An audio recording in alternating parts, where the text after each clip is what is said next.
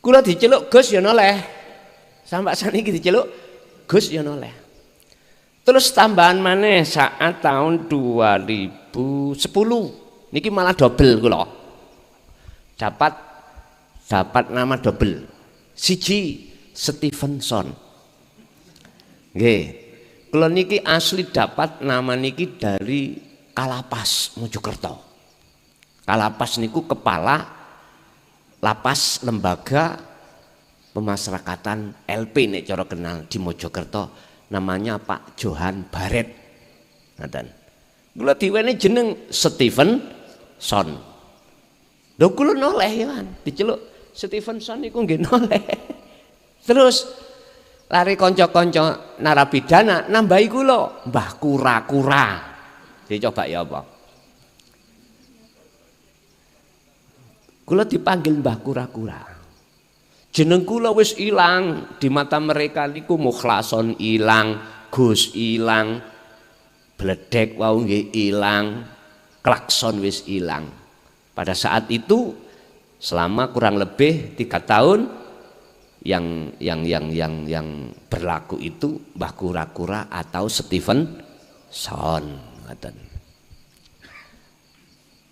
Lagi terus sampai detik ini ana sing manggil kula apa jenenge Kiai. Lho iku kan jeneng kula to, Pak. Tapi kok ya kula noleh. Ngapunten Kang Kata. Allah iku masih sampean celuk Allah ya noleh. Sampean celuk Sang Yang Widi ya noleh. Tidak hanya disebut dipanggil Allah, ya Rahman, ya Rahim, noleh. Bukan, ndak. Semua apa yang miturut sampean iku isim lakop terhadap Allah, tetap Gusti Allah memperhatikan. Yang terpenting gini, sing manggil iku cetha. Sapa sing dipanggil sejatine. Makanya fa'budu madhepa sira kabeh dikilih. Yang tidak bisa dijangkau oleh mata dohir, itulah maksudnya isinya ada di situ. Bahkan Kanjeng Nabi Ibrahim mengatakan ini wajah tuwajhiya, mengatakan wajah. Mengapa wajah? Karena di depan. Hati ini menghadap ke depan wajah Allah. Makanya bahasa wajah itu bahasa isaroh. Gak mungkin wajah niku ning belakang. Artinya roh iki hukumnya haram nek membelakangi Allah. Nek madhep Allah. Gini ki perintahe ani butullaha. Lho ngoten lho. Yang kita belakangi wastanibut tauhid, perkara sakliyane Gusti Allah. Bukan buku ini yang harus ditaruh di depan, tapi wajah Allah yang di depan. Buku makhluk itu, mohon maaf, harus ditaruh di belakang. Artinya di belakang ini disawang disaksekno mripat dohir, wujude Allah disaksekno mripat batin. Gini ki maksude asline syahadat iku.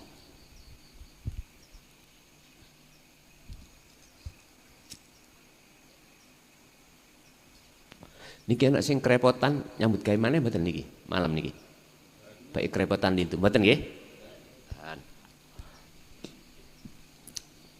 Nek ana kerepotan sampean tinggal gak apa-apa kok. Nggih. Wong jenenge wong repot. Itulah maksudnya la ilaha illallah, jenengan dikenalkan nama. Berhubung jenengan versinya Islam, ya tetap Allah saja. Ngoten lho. Paham nggih? Lalu yang kedua, la ilaha illahuwa, jenengan dikenalkan oleh guru akhirat laut tentang sifat Allah. Sifat berarti sesuatu yang menstatusi beliau. Kita sudah kenal sifat wajibnya Allah, sifat mukhalnya Allah, sifat jaiznya Allah. Wajibnya ada 20. Yang 20 terbagi menjadi 4, nafsiyah, salbiyah, ma'ani dan maknawiyah. Ini khusus kami bahas ketika saat sasi Ramadan. Saya ambil satu. Pertama sifat nafsiyah. Apa pengertian sifat nafsiyah? Sifat yang wajib hanya pada Allah. Selain daripada Allah tidak boleh. Apa? Wujud. Wujud. Jadi sifat kewujudan Allah itu mutlak, tidak boleh disandang oleh selain Allah, termasuk kita sebagai makhluk. Nah, kok iso? Wong nyatane kita wujud. Lah ngoten nggih. Empun mandang dugi mata dohir dulur. Nek sampean kali kula mandang menyaksikannya dengan mata dohir, ketemune jenengan kali kula niki pasti akan merasa kita wujud, sebab diwujudkan yang wujud. Kalau kita masih tetap merasa wujud, maka jenengan tidak akan pernah tahu siapa sebetulnya yang wujud. Niki persoalan. Jenengan harus tahu sebetulnya siapa yang wujud. Syaratnya jenengan harus meninggalkan apa yang kita anggap selain Allah itu wujud. Niki nek cara kose niku larang. Apa? Balesane larang. Apa? Harus mujahadatun nafsi. Soro. Berat.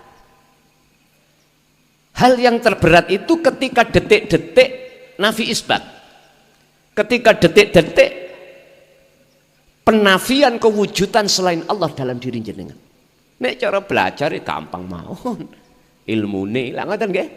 Tapi ketika saat musnahkan kewujudan selain Allah di dalam hati niki, inilah kos yang paling mahal. Ngerti kos? Kenapa?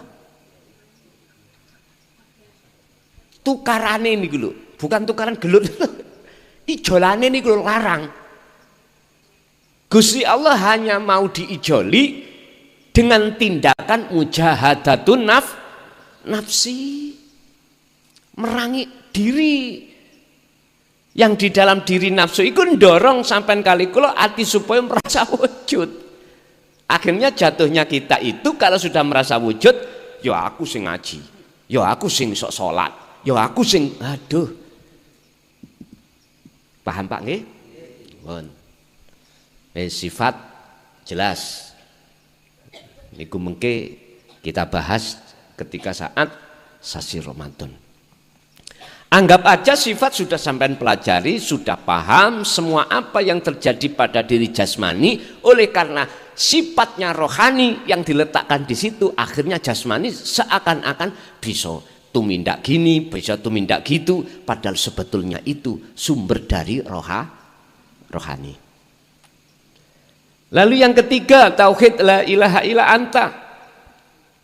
Artinya berhubung jenengan iki sudah dijelaskan tentang siapa di balik seluruh makhluk itu sebagai aktor sang penggerak pun ngertos, sebab sudah didhawuhi dan mengamalkan la haula wala quwata illa billah, bahwasanya makhluk tidak punya daya upaya dan kekuatan apapun untuk menjalankan apapun kecuali bersumber dari Allah. Maka hati jenengan sedikit demi sedikit ditarik Allah di makom muraqabah. Makom di mana hati sampai pertama Allah itu sudah merasa dekat.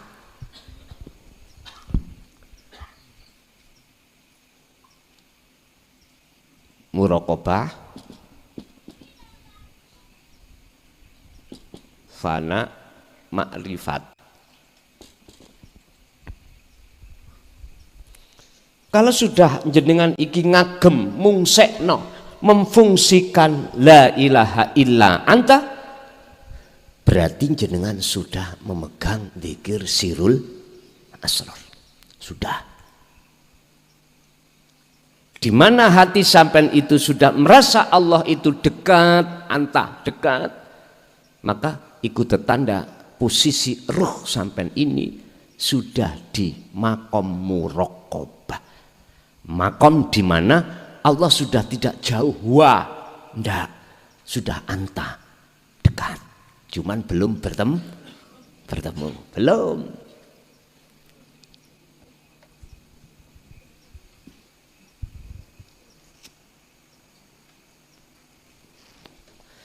Di sini diperlukan nur.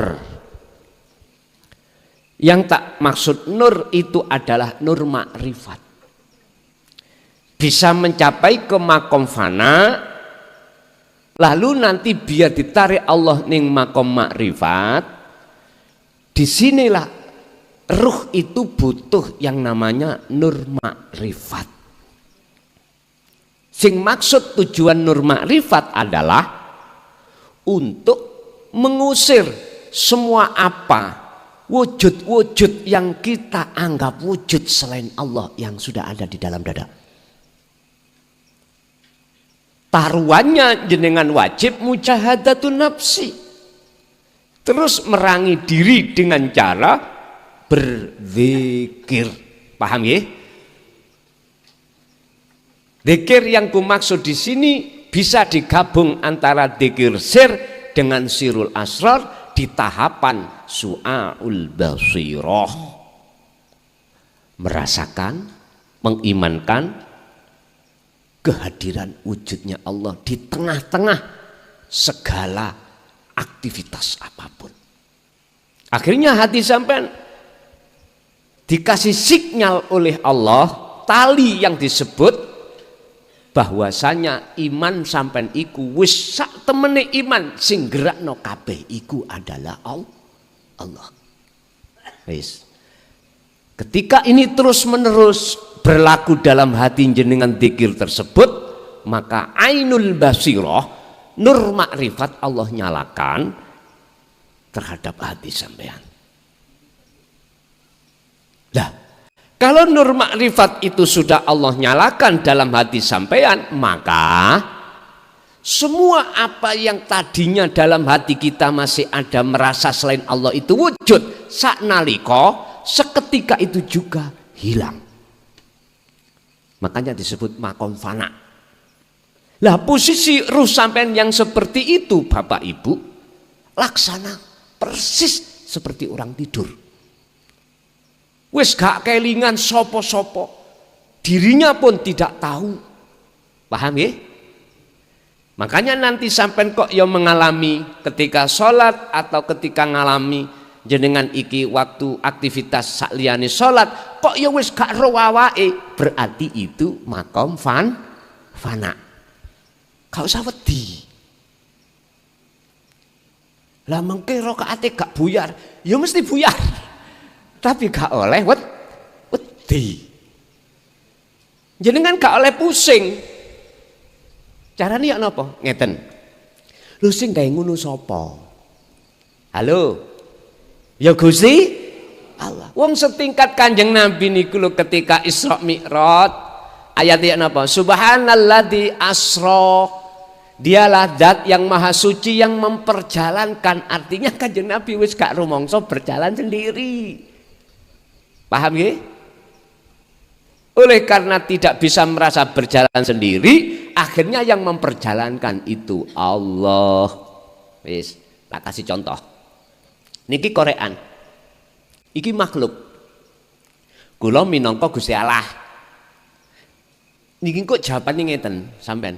Apakah korean itu yang bisa menghadap kula? Apa tah korean oleh ngadep kula sebab tak dep ning kula? Ngeten, sampeyan tingali. Korean isok berangkat dhewe, apa tah korean itu kula jemput?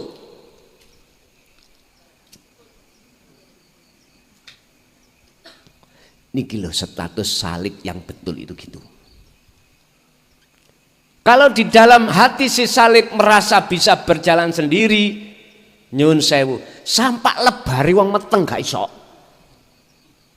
Kapan wong wedok lebar meteng niku? Kiamat toh? Mboten saged. Mboten saged. Lebar nek gak dina kiamat. Artine napa?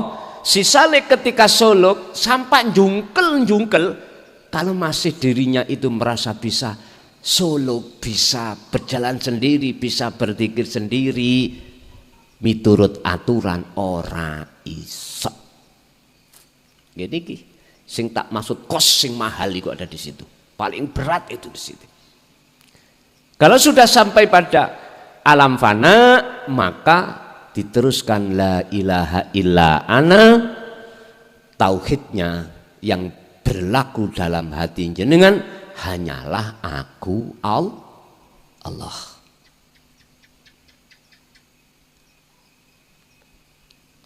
Saiki wis gak zamane ngelmu iki ditutup-tutupi, Bos. Wis gak zamane. Pun itu pertama kita harus menemukan guru yang seperti itu. Guru yang seperti itu orientasinya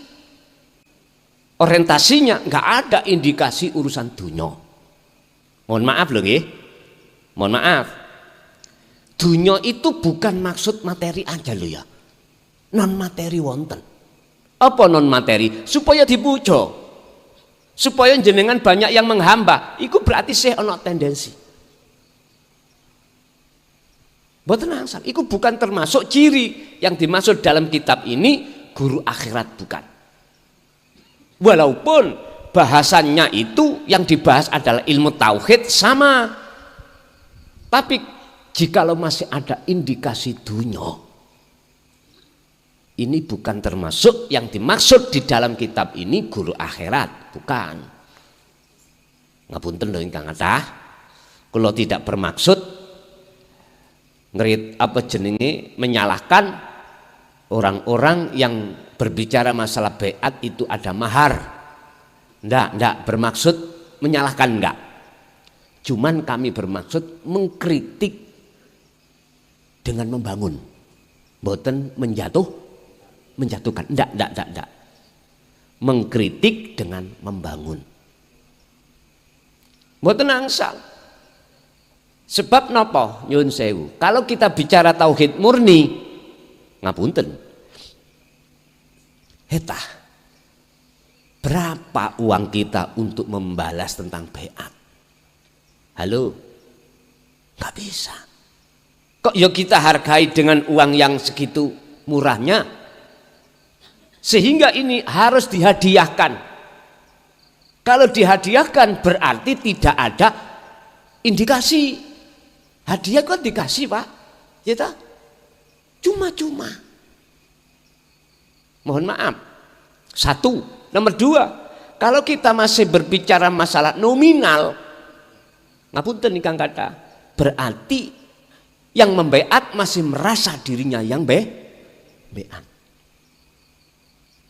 Nek di lebokno tauhid murni, kembali kepada status kita sebagai makhluk. La haula wala quwata illa billah. Jari Gusti Allah ngene. Son kok cik pantes sak awakmu gak melok baiat, wong sing baiat lho aku, kok kuwi sing njaluk bayaran niku. Kok cik ndelodoke awakmu. Kula dilokno ngoten. Kok cik ndelodoke. Iku tamu-tamuku. Perlakukan sesuai dengan aturan yang semestinya. Tamu kok malah kok pajak iki apa son. Kula ngoten niku. Mboten angsal. Bon, Bapak Ibu, yang ketiga, ilmu itu akan manfaat tauhid itu bila mana bersumber dari hati yang tidak ada tendensi. Wes. Ilmu yang kita bahas, ilmu yang kita katakan sebagai ilmu tauhid itu akan manfaat bagi seseorang jikalau sumbernya itu bersamaan dengan hati yang mencorong nur ma'rifatnya. Berarti dari Allah, bukan dari diri sendiri. Mesti manfaat nih bagi sami'in, dan ini pun ditegaskan oleh Syekh Ibnu Athaillah di dalam kitab Hikam. Ilmu tauhid itu ana loro. Munculnya dari hati seseorang itu ada dua. Ada yang bersamaan dengan nur ma'rifat, ada yang tidak. Ketika munculnya dari nur ma'rifat mesti manfaat. Kalau tidak, ya tidak. Makanya kita kembali kepada pembahasan keadaan hati manusia itu kan ada dua. Mingkol bin zahidin wa mingkol bin rohibin. Wonten mriki. Cara tanda dhahire gampang, mudah ngoten niku. Pun. Kalau sudah sampai pada tauhid la ilaha illa ana, berarti itulah jenengan sudah menduduki makom makrifat. Nomor 2. Apa syarat yang harus kita datangkan untuk bisanya hati terlepas dari kekufuran? Thanian, idza khasalat tatkalane wis hasil apa makrifatu tauhid, tentang makrifati ilmu tauhid sudah sampai dapatkan, lalu langkah berikutnya fal hututul lati taliha hiya az-zuhdu, zuhud berarti khalwat. Inilah yang kumaksud melanggengkan dzikirnya di setiap keadaan.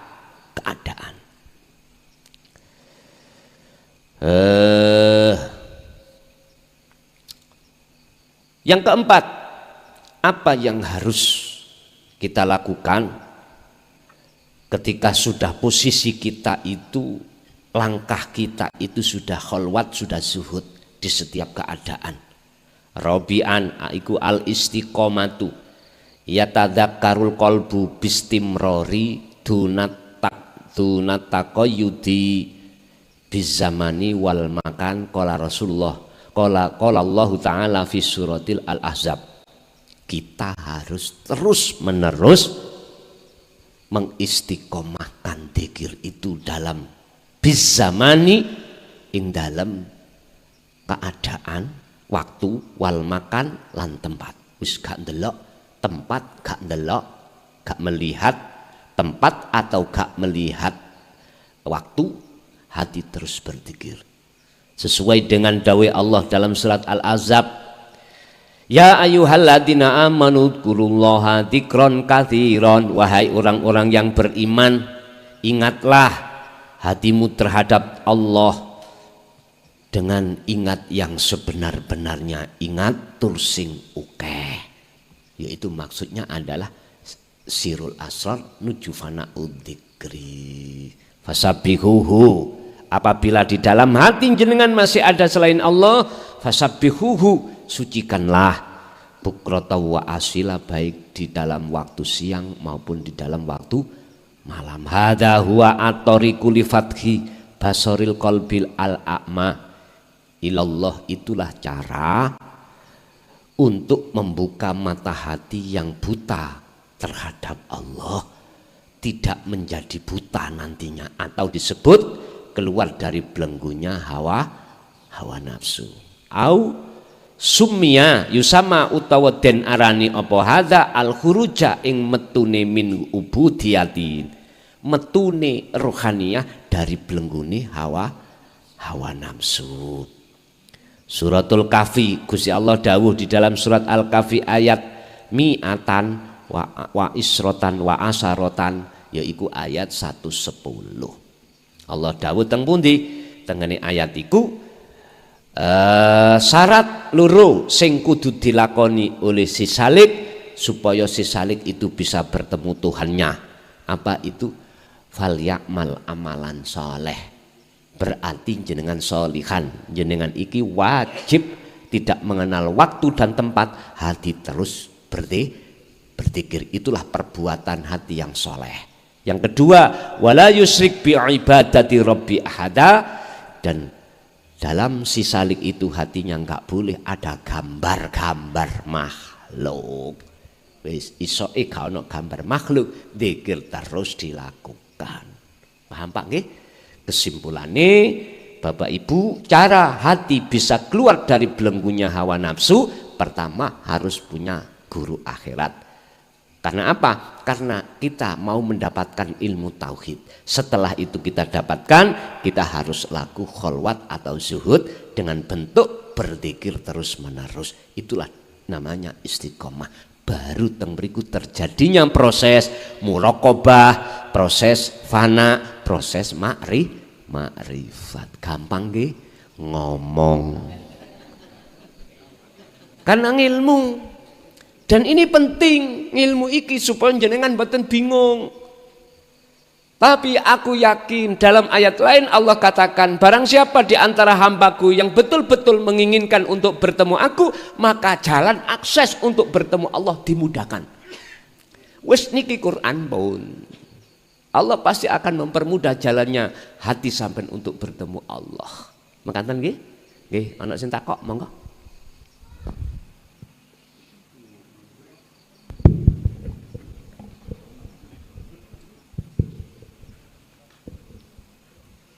Assalamualaikum Mr. Bell. Waalaikumsalam, Mbak. Wonten kalimat la ilaha illallah mengantarkan jenazah. Di tahlil la ilaha illallah. Di aqaid seket juga ada la ilaha illallah. Itu satu. Yang kedua, Allah melihat hatinya. Cukup assalamualaikum warahmatullahi wabarakatuh.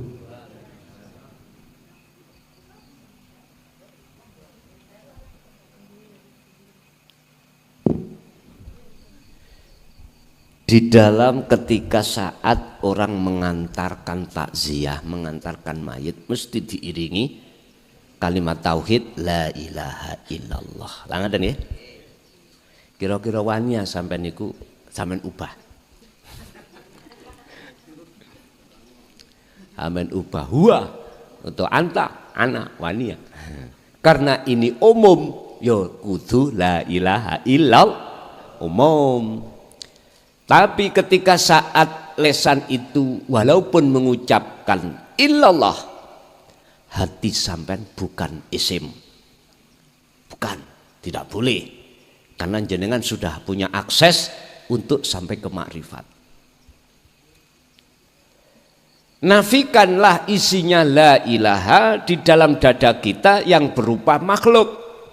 Kalau itu sudah kita nafikan dari proses tahali menuju tajali, maka pasti isbat menetapkan akunya Allah itu dalam hati jenengan. Berarti isbat.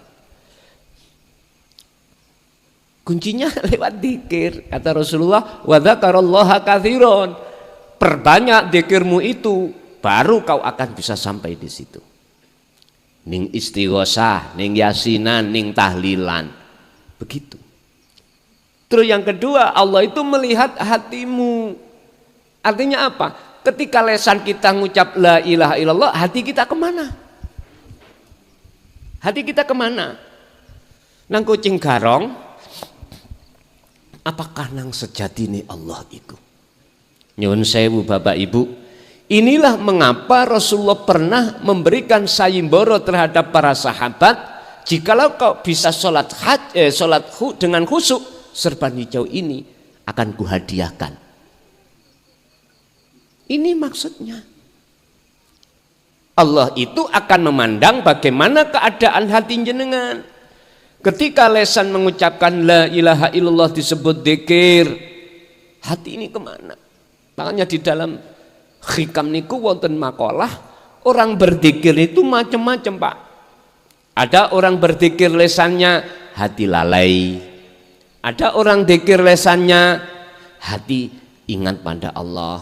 Ada orang yang hatinya lesannya tidak berzikir, apa maneh atine. Ada seseorang yang lesannya tidak berzikir tapi hatinya ingat. Dibahas semua oleh Syekh Ibnu Athaillah As-Sakandari temriku. Mohon maaf, kitab hikam itu biasanya dibuat rujukan ilmu tasawuf golongan ahli sunnah wal jamaah. Makanya saya buka didik, mana yang dimaksud orang yang berzikir tapi lupa, lalai pada Allah. Ya hanya di mulut saja kita, tapi hati kita ingat belakrak kemana? Kadang-kadang lepas tahlilan, la ilaha illallah berkatin ndang tokno. Allah ya galib, ada seperti itu. Ada yang modelnya dzikir lesannya hati betul-betul ingat pada Allah. Pundi yang dimaksud ketika beliau mengucapkan la ilaha illallah, dia tidak memandang dirinya, Pak. Memandang siapa di balik dirinya sehingga bisa mengucapkan la ilaha illallah. Hatinya Hatinya itu duduknya di situ. Makanya inilah pentingnya dzikir sirul asrar di situ. Nafi isbat atau dzikir khafi. Ada model orang yang lesannya ya enggak berzikir, apalagi hatinya. Wah niki kuadrat niki. Kuadrat atau murakkab. Wis nemen nih lah ngoten lho. Yang terakhir ada Pak model orang itu lesannya enggak berzikir. Tapi hatinya sadar. Ingat pada Allah. Diundangi tahlilan ya budal. Tapi waktu ada di majelis meneng. Orang lain yang tidak tahu kita dianggap ngantuk. Jari yang di pojokan, si Pulan kalau teko meneng ngantuk, ya mulih oleh berkat. Wis meneh tak tiru nih. Loh gak kena ditiru Pak. Loh. Ada Pak model orang yang seperti ini. Ada orang atau boleh saya katakan orang itu pandangan manusia itu jelek, tapi pandangan Allah itu adalah kekasihnya. Pasuruan ada, aku nggak usah nyebut, Sekarang masih ada yang hidup, ada, tapi dulu ada yang sudah mati, sekarang sudah mati, secara jasmani sudah tiada. Ada yang secara lahir miturut pandangan manusia itu baik, apalagi pandangan Allah baik. Pasuruan ada, ada.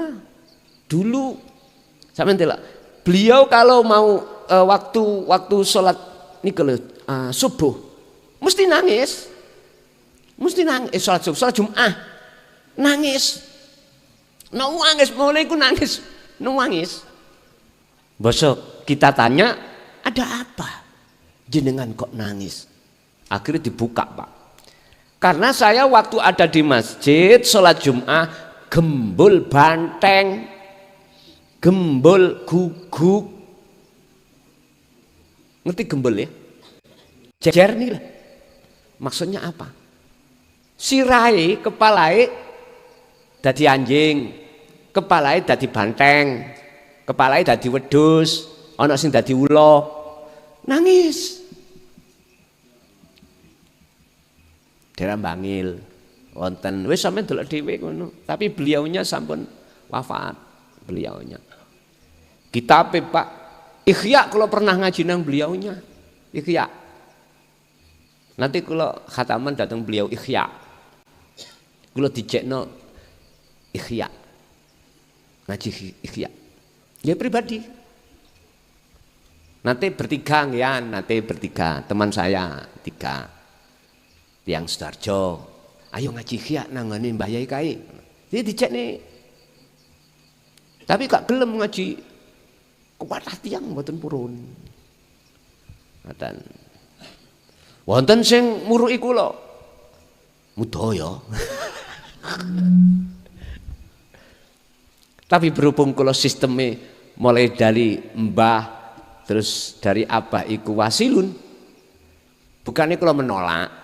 Jajal didik ngestokno ngono Pak ya, tak estokno jajal tapi nek njur jeding ngoten lho.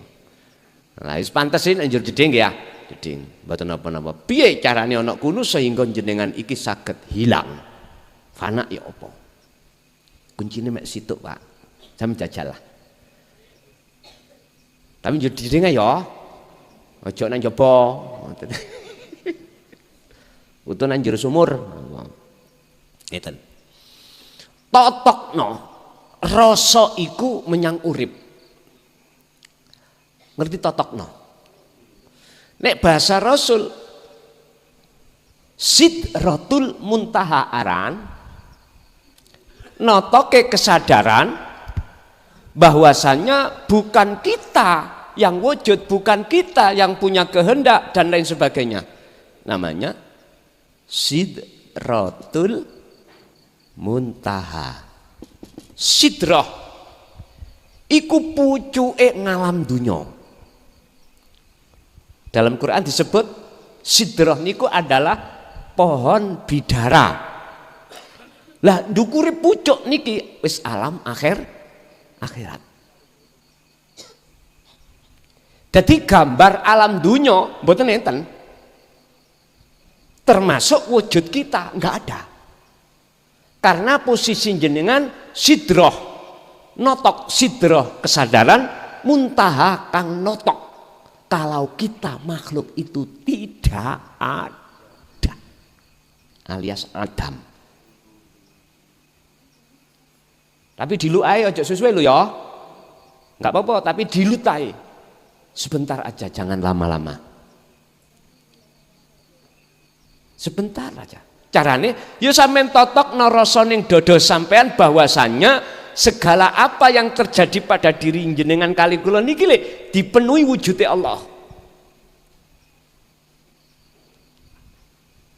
Samargung kok sampean kadung penak metu teko omah, ojo cah.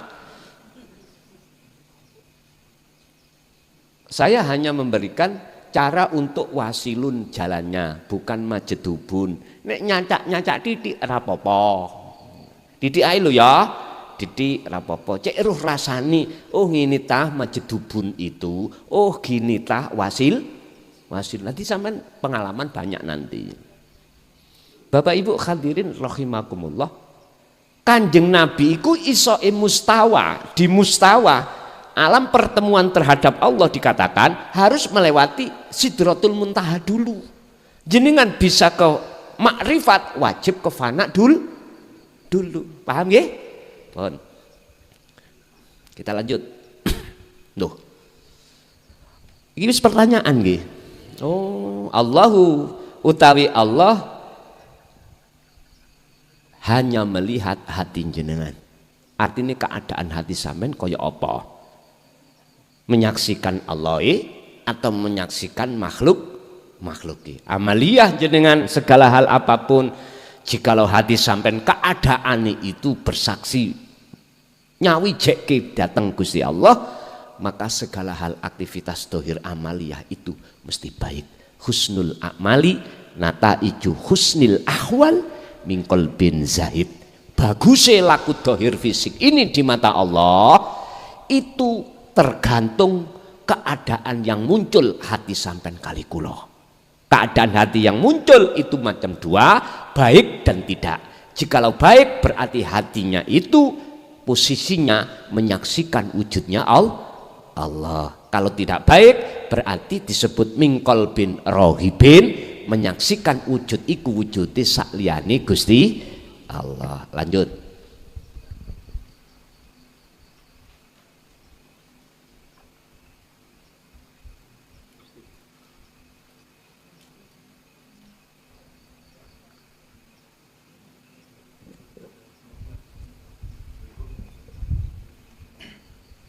Assalamualaikum warahmatullahi wabarakatuh. Guson sering napa ngendika lek menungso niku kados wayang kulit, segala tindak dan lakunya dari Allah, dari dalangnya. Yang saya tanyakan, di dalam diri ini ada yang namanya hidup, terus sering saya dengar dari kalau anu kubur itu yang ada ayat kullu nafsin dha'iqatul maut. Yang saya tanyakan itu yang mati itu siapa gitu Gus? Soalnya yang di dalam diri ini ada yang hidup, yaitu Allah. Itu yang kedua ini titipan dari anak yang dulu ikut baiat ke Guson dulu. Katanya gini, ya katanya Allah itu satu. Loh, saya dengar-dengar Guson itu di setiap ada pengajian itu setiap makhluk itu ada Allah. Itu kalau gitu Allah itu banyak ya, banyak bilangnya gitu. Saya tidak bisa menjelaskan masalah ini, tolong diuraikan ke. Untuk yang ketiga kalinya ini minta izin, barangkali teman-teman ini ada niat seumpama kita ini kholwat bareng-bareng, boleh apa enggak gitu Gus. Sekian, assalamualaikum warahmatullahi wabarakatuh.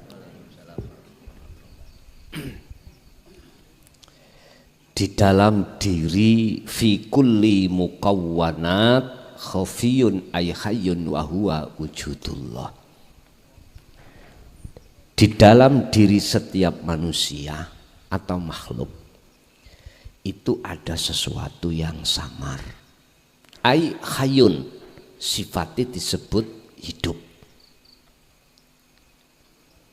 Terus kalau hidup itu sifat, yang dimaksud hayyun di situ adalah mausufnya, Pak. Yang disifati. Itulah yang kumaksud antara mata saya dengan kitab. Disifati namanya hidup. Wahuwa utawi hayyun iku wujudullah, yaiku wujudnya Allah. Terus kalau kita kembalikan pada satu ayat yang mengatakan kullu nafsin dha'iqatul maut, utawi saben-saben diri iku dha'iqatul maut, ngalami kematian. Terus sing mati sing sapa? Ngoten nggih. Pertanyaannya sing mati sing sapa? Inilah Pak yang kumaksud nafekno faktulu anfusakum, tiadakan keakuan dirimu sebagai makhluk yang wujud, yang gini-gini, tiadakan. Berarti inilah dha'iqatul maut. Lah sing samar mang ya ora. Boleh kami sebut ruh, tapi ojo disebut ruh iku Allah. Hidup ketika saat kita masih di posisi salik, ya, nggak boleh. Nanti kalau sudah di posisi zaman di makrifat, saenak bayan. Dan inilah sebagai jawaban yang kedua, bahwasanya jikalau Allah itu ahad, kok banyak diulang? Langaten nggih. Ini ada proses namanya ahadiyah menuju ahad. Ahadiyah kan dulu. Artinya apa? Jangan memandang banyak itu banyak. Pandanglah ahad di dalam banyak. Dengan cara bagaimana? Tiadakan. Yang kita anggap banyak hidup si A, si B, si C, tiadakan. Si A, si B, si C ini itu tiadakan. Nek jenengan wis meniadakan itu, inilah proses ahadiyah. Akhirnya apa? Sampailah pada ahad. Oh, hidup si A iku yo ning si B yo nang si C, dan seterusnya. Ini boleh mengingatkan saya ketika saat saya bertanya terhadap beliaunya Mbah Yai Khozin Pondok Ringin Agung, Pak. Sampak kula dipisui COK. Gara-gara niki, boleh kalau teringat beliaunya itu. Beliaunya sudah almarhum. Cara guru tauhid kula ngoten niku salah satunya beliau iku sing paling kereng. Nemen kerenge. Menurut kula. Saya dikatakan pangeran kula, Allah kula kathah. Tapi beliau mengatakan kalau pangeran beliau itu ahad. Kula kan bingung, Pak. Wong Allah iku kok akeh nang aku, nang beliaunya kok ahad. Ternyata jawabannya gini. Deloken dodomu iku masihkah punya dzon terhadap sesuatu, terus kamu mencintai sesuatu? Jikalau iku kau cintai, kau menganggap ada, berarti ya iku Allahmu. Contoh bojo wong wedok. Ana enggak ning atimu tresna nanggone wujude makhluk wong wedok? Wonten, ya iku Gusti Allahmu. Ngoten nggih. Gak tambah bingungan iki. Ana maneh awakmu duwe tresno nang nggone dhuwit apa enggak son? Nggih. Ya iku pangeranmu. Kuwi ditresno nang anak, nggih. Ya iku pangeranmu. Apa sing kok terka wujud sak liyane selain sejatine wujud? Ya iku pangeranmu. Wah, akeh puliya. Nek pangeranku iku tunggal son. Akhirnya jawabannya apa? Lakonono proses ahadiyah nuju ahad. Carane piye? Ya dzikir sirul asal iku sing kudu kok penuh terus menerus. Nanti dengan sendirinya Allah sing akeh iku Allah hilangkan. Allah dadekno sitok dadi Allah tunggal. Oh ngoten. Niki kudu dijalankan. Ibaratnya ning ngene Quran, Pak. Ada 99 nama Asmaul Husna, mulai Ar-Rahman, Ar-Rahim sampai As-Sabur. Lho, iku lho lebokno nak nggone jeneng Allah Jalalah. Nek kok lebokno kok cecep nang nggone nama Allah Jalalah iku Ar-Rahman, Ar-Rahim sampai As-Sabur enggak ada. Yang ada hanyalah Allah. Laksana seperti itu. Aran kopi, wedang kopi ya terdiri dari mohon maaf, ya ono air, ada gendis, ya, ada kopi, prosesnya kata. Tapi ketika sudah dikatakan wedang kopi, ya wis gak ono kopine, ya wis gak ono aran gula, wis gak ono aran banyu, arane wedang kopi. Wis ngoten kuwi gampangane ngomong. Jadi proses sampai kali kula hanya kunci dzikir itulah akan bisa untuk menuju ke ahad yang dari banyak tersebut. Idin, yang nomor 3, bolehkah yang namanya khalwat itu kita laksanakan bersamaan? Mboten napa-napa. Wong Gusti Allah iku ya ana papan rame, ya ana papan sepi. Sing penting jenengan saiki sudah tahu bagaimana caranya khalwat. Yang khalwat itu bisa sampai pada kewusulan. Ya ikuti caranya Rasulullah. Pertama, jenengan nggak boleh merasa diri jenengan yang bisa khalwat. Bisa dzikir nggak boleh. Wong Kanjeng Nabi ditulis ning Quran kok. Subhanalladzi asra. Dialah zat yang maha suci yang memperjalankan hambanya di tengah mal. Berarti nggak boleh kita ngaku-ngaku sing khalwat mboten ansal. Su'aul Basyirah kan duduknya di situ dzikir sirul asrar, meniadakan keakuan diri yang bisa khalwat. Setelah itu muncullah penetapan keakuan diri Allah ingkang nglakokaken jenengan kali kula. Akhirnya ketika hati sudah mengikuti dan mengalir di situ, Ainul Basirah Nur Makrifat ikut dimunculke. Mboten napa-napa berjamaah nggih monggo, sendiri juga enggak apa-apa, monggo kersa. Cuman mana yang termudah bagi jenengan? Mana yang termudah? Pokoknya aku pesen ojo sampai ketika jenengan khalwat ada tendensi lain. Wis ikut tok.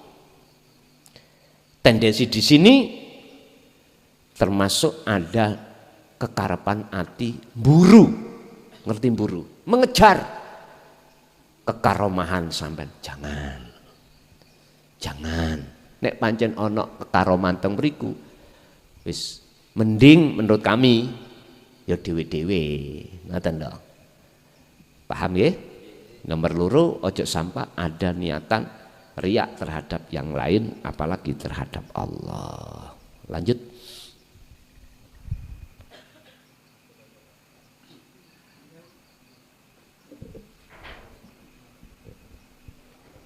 Assalamualaikum warahmatullahi wabarakatuh, Gus.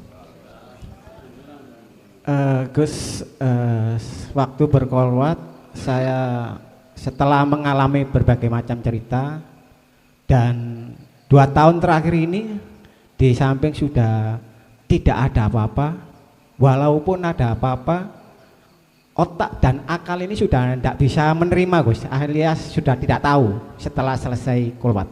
Matur nuwun Gus. Wassalamualaikum warahmatullahi wabarakatuh. Ketika si salik itu difanakan Allah dari selain Allah, itu ada dua Pak.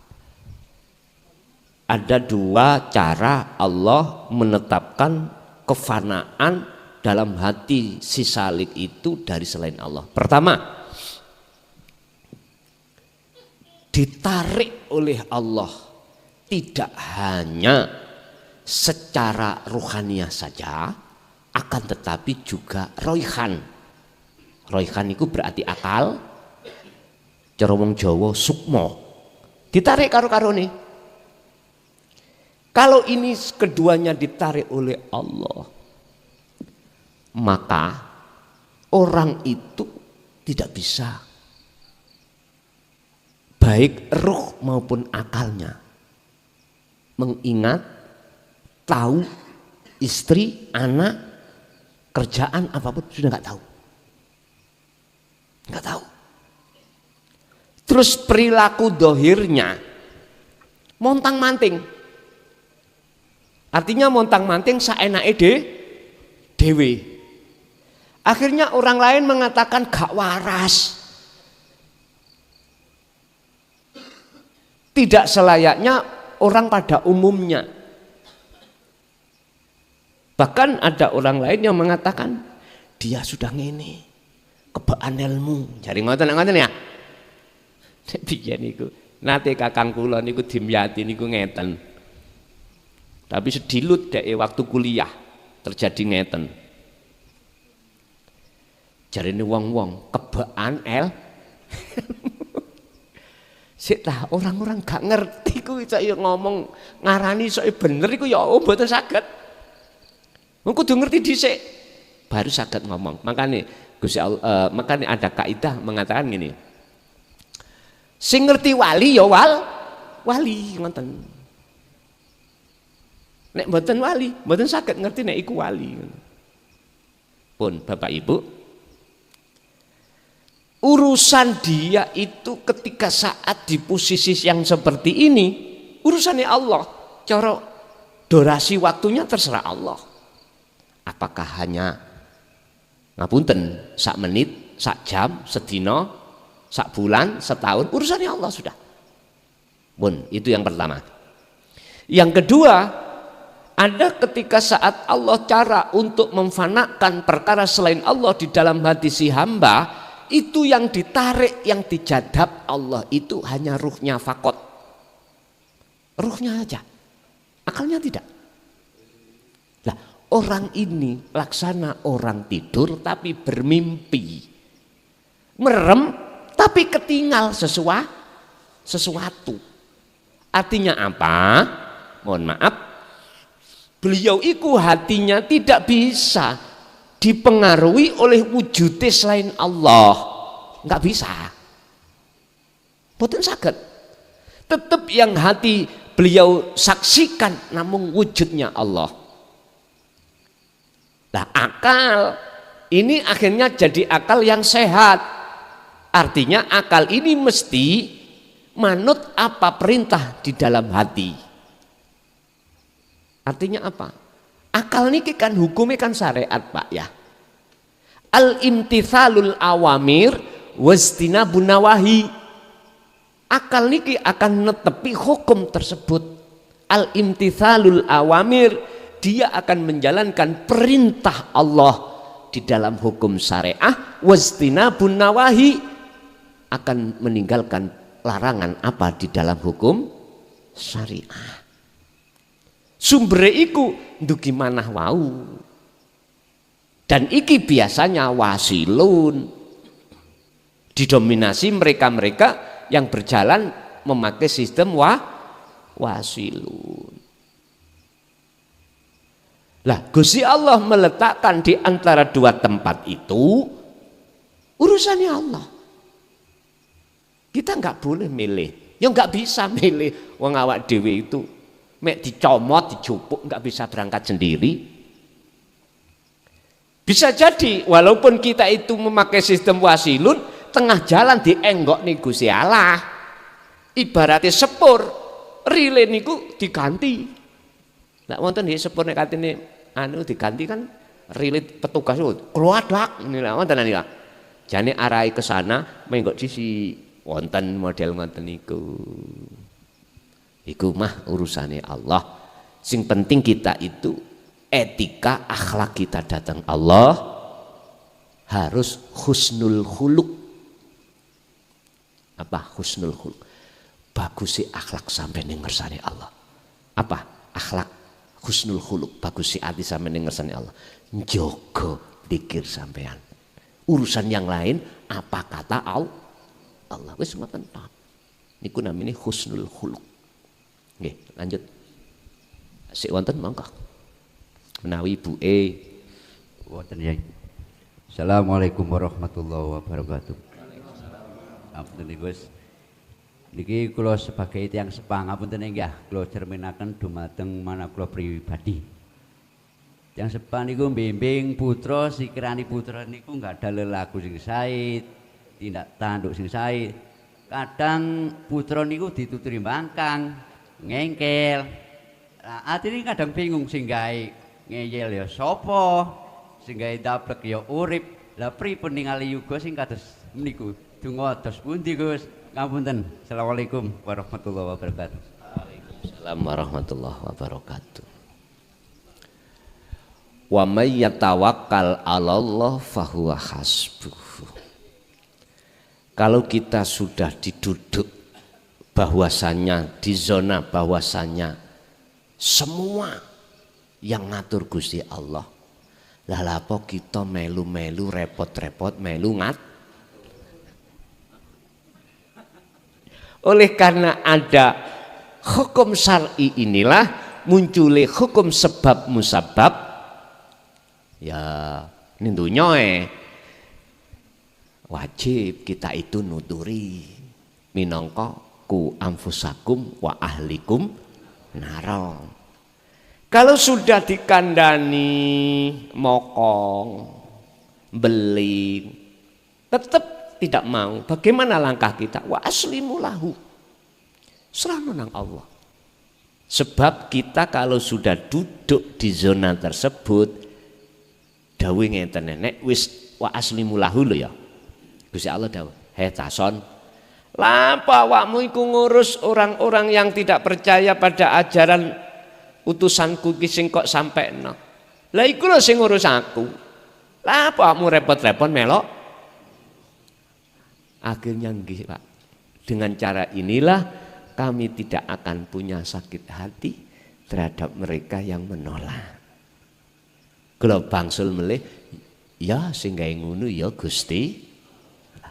Dengan cara inilah Rasulullah mengapa salah satu utusan Allah yang dipilih Allah untuk dijadikan sebagai wadah membawa syafaat untuk umat. Alasannya wonten mriku. Wis kita sak mampune ae.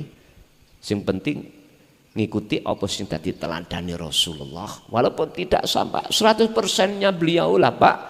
Mbuh rangketang iku tadi 50% lah, 60 lah. Tapi kula yakin kok jenengan akan dimampokno Gusti Allah kok. Akan dimampokno. Karena jenengan sudah estu diizini Allah untuk mengamalkan dzikir tersebut. Dzikir yang meniadakan selain Allah untuk menuju dan bertemu Allah. Jadi jenengan pun repot-repot Pak, kersane wis wa aslimu lahu. Jenengan serahni nang Gusti Allah. Nggih. Asik wonten monggo.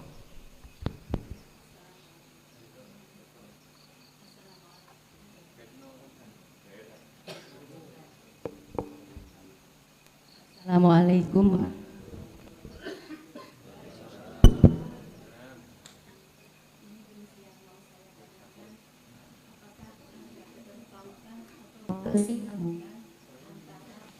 Sudah meninggal dengan orang yang masih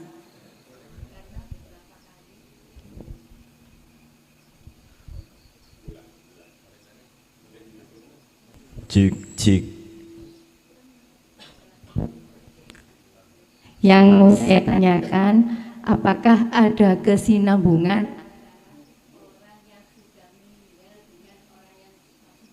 ngoten nggih.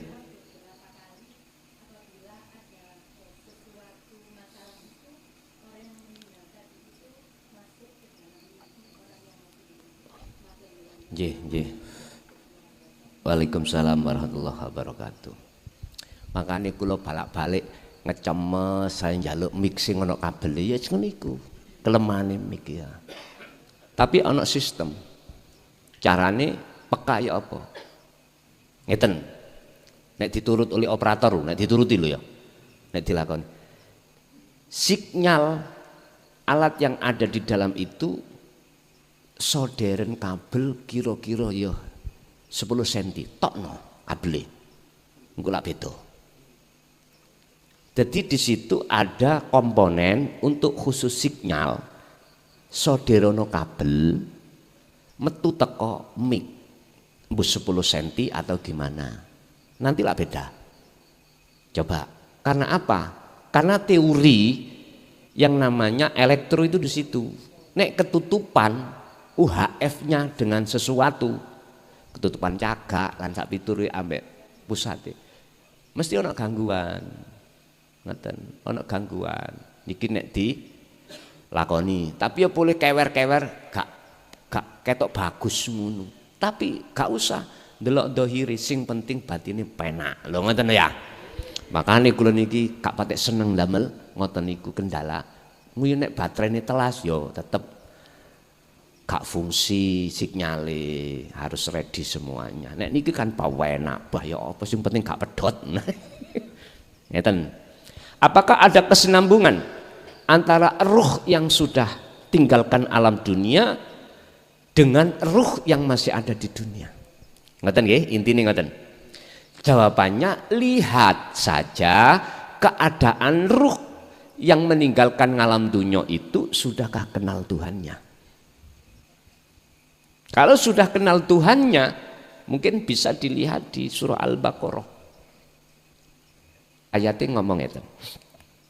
Janganlah kau katakan orang yang mati dalam syuhada itu mati.